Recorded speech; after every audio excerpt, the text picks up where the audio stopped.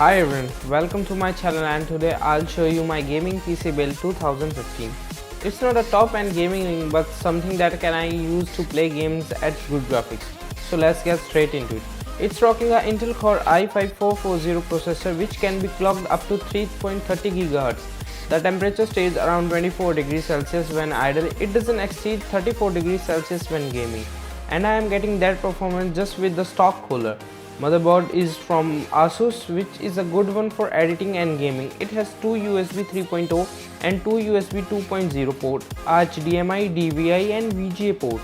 And the RAM is from gskill ripjaws 16GB DDR4.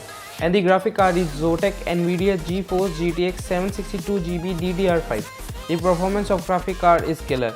The graphic card temperature stays around 25 degrees Celsius when idle, and when I play games, it doesn't exceed 45 degrees Celsius just with the stock cooler, all thanks to the 6 120mm fans that maintain airflow inside the case.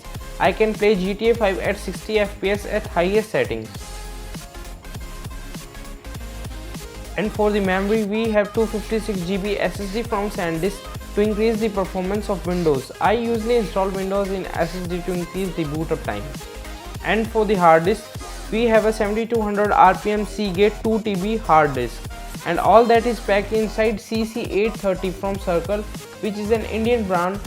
It comes with 3 120mm fan and with top and front fan controllers, which are very helpful in controlling the fan speed. It has two USB 2.0 and one USB 3.0 in front with headphone and mic jack, and it has a SSD slot on top of case, which is a nice addition to the case, and it has a transparent side window which looks good.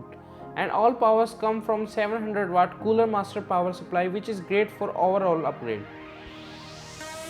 And please bear with my cable management. I know it sucks, but I'll try to improve it. If you like this video, please drop a like, comment or subscribe, and I'll see you guys in the next one.